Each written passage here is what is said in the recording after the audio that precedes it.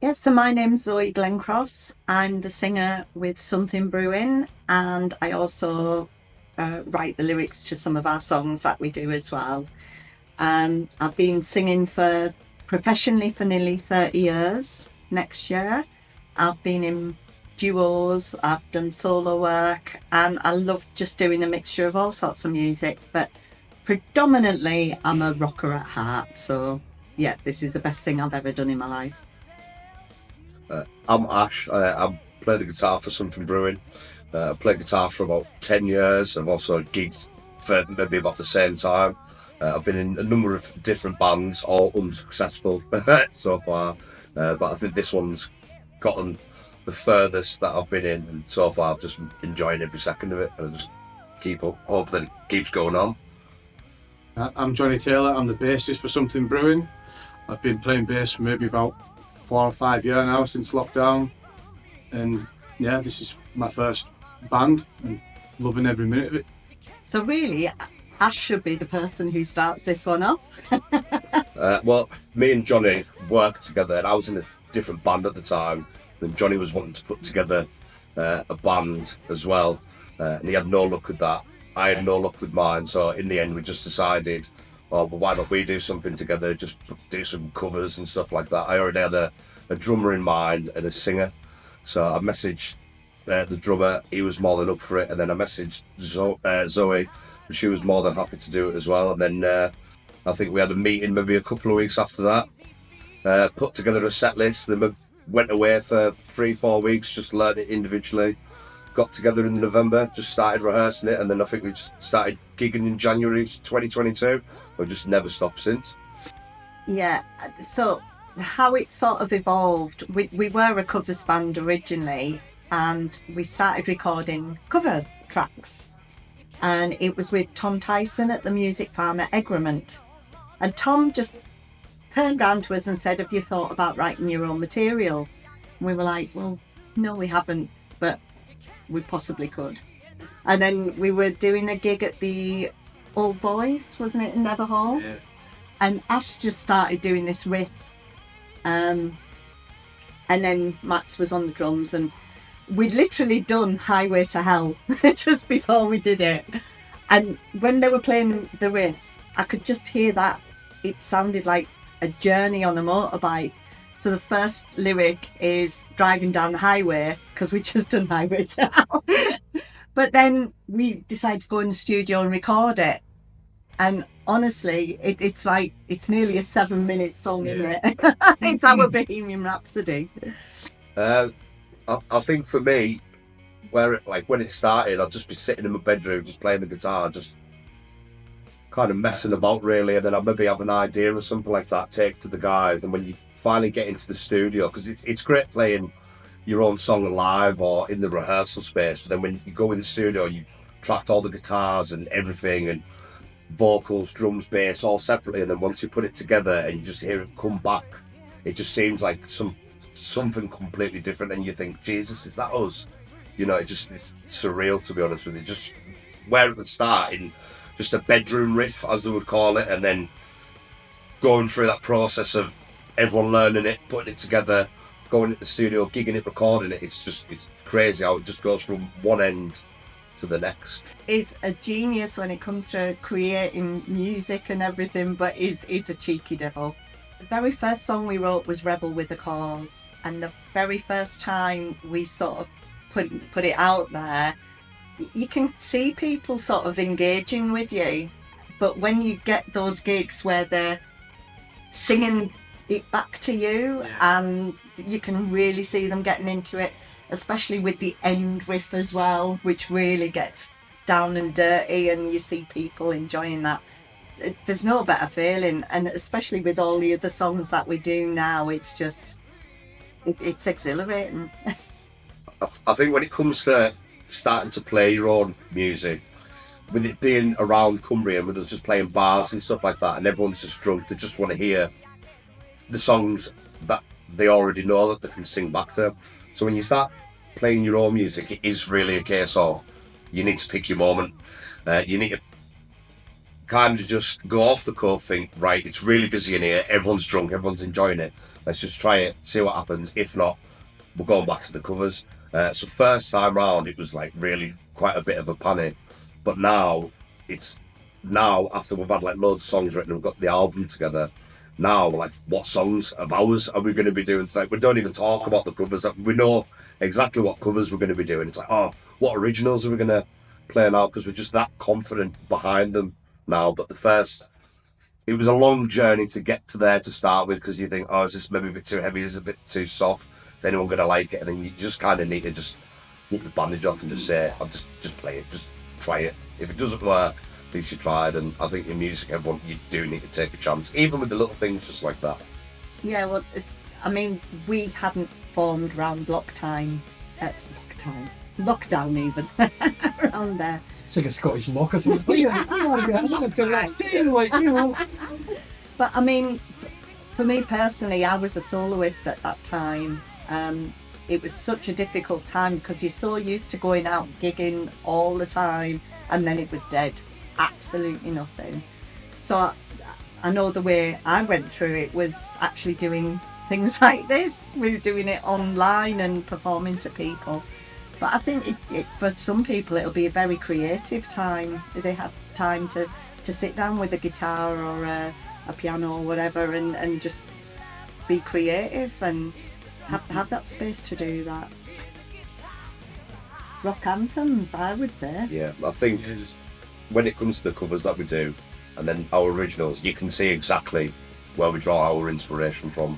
You know, it's not like we're playing classic rock covers and our own music is heavy metal, so it stands out like a sore thumb. But I do think that our original music sits really nice with the covers within our set list. I think it runs really nicely together.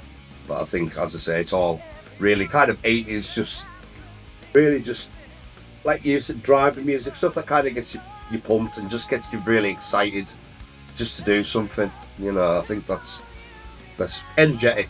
That's one word. You can tell we're inspired by the likes of The Darkness and Slash and Miles Kennedy's a big one.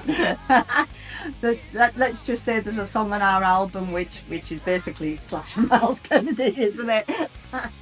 Yeah, so I think how Ash and I have gotten so well is we're heavily inspired by Slash. That's a biggie. But I'm a huge Queen fan, so for me, anything that's really dramatic. That's why I like The Darkness as well, because the show's stopping basically. So that's my kind of inspiration when I'm writing or singing or performing. Yeah. Well, rock is just blues, isn't it? It's just with the overdrive just kicked up a little bit. Like I know if I was maybe learning some licks or riffs at home, if you turn the guitar, the amplifier down and off the gamer, everything's just a little bit bluesy, really, isn't it? So it's where it all started, and then so I think blues is definitely one of the bigger inspirations for the kind of 70s, 80s rock and stuff like that. Just do it. Don't just sit on your laurels. Get out there.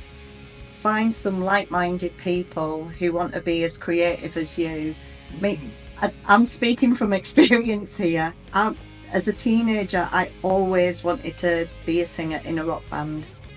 And I mean, it's taken to my mid to late 40s to finally get what I've always wanted to do. And honestly, I'm so happy. But keep working on it, keep persisting on it. Just keep going, keep rehearsing, keep being creative. The more you do, the more experience you'll get from it. I think from my experience, you need to take the rough with the smooth. As I said, I've been in a couple of bands, and I think everyone needs to realise this, that it just doesn't happen straight away. Luckily for this band, it was really quick. When I look back at my past bands, there was fallout all the time. Sometimes you just wouldn't gel. Personalities would clash. You wouldn't be able to share the same music.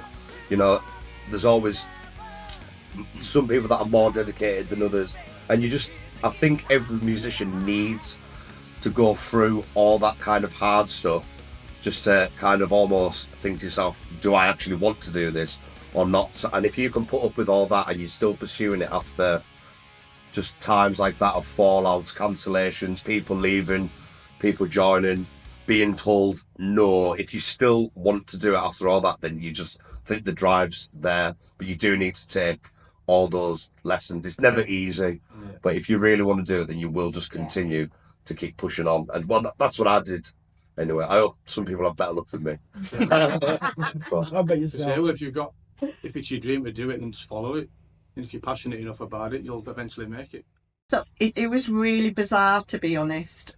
So I knew I was meeting Ash and Max, our drummer, to talk about creating this band. And literally a few days before we met up, I just happened to be talking to my daughter and I said, oh, there's something brewing here today. And I thought, oh, that's a good name for a band.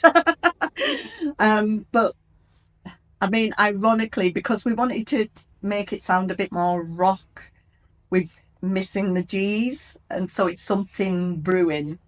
I think with a band name, you do need something that kind of sticks in your own head, to be honest with you. And when she said it, it was just like, yeah, you know something.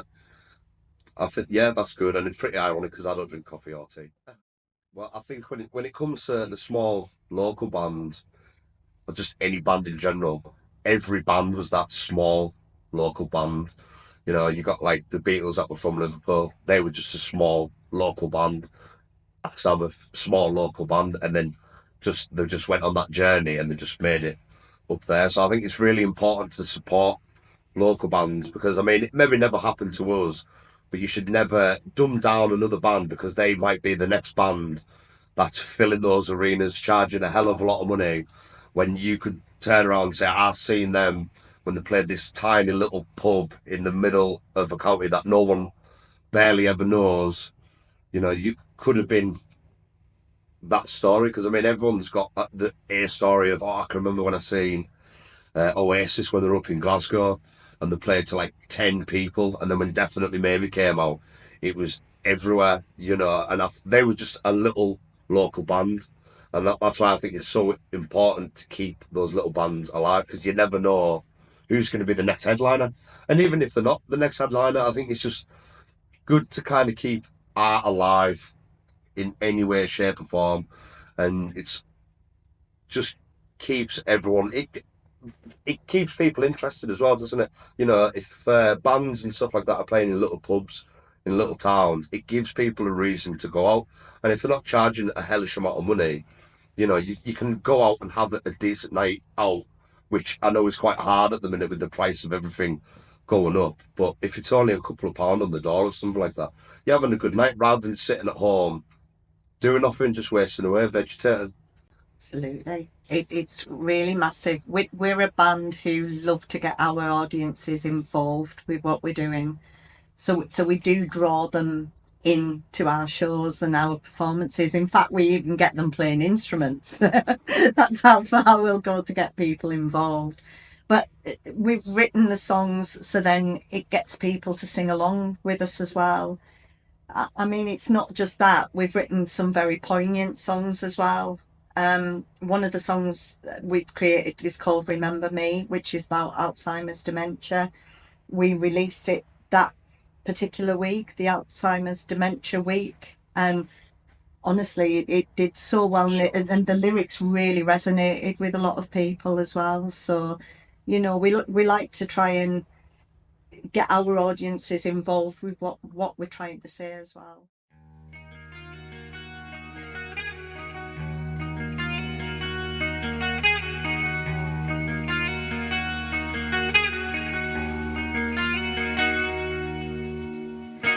You watched me grow, watched me play, held me in your arms every day. I always think of the times we shared, but will you remember me? Your vision grew slightly darker, your memory faded every hour. Repeated phases broke my heart. Don't you remember anything? I close my eyes and I think of you. Would you remember me?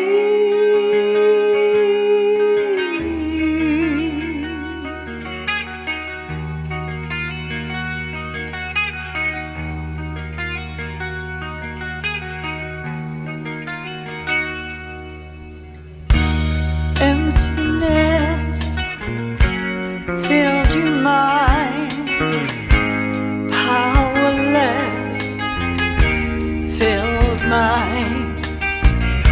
A black shadow just crept in. Please don't remember any of this.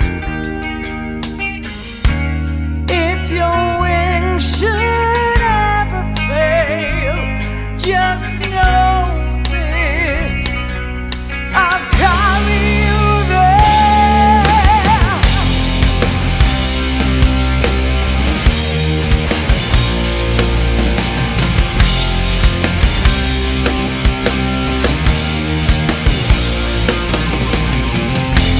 You love when I felt like rain. One thing when I'll see you again. One last final goodbye. I know you're watching from way up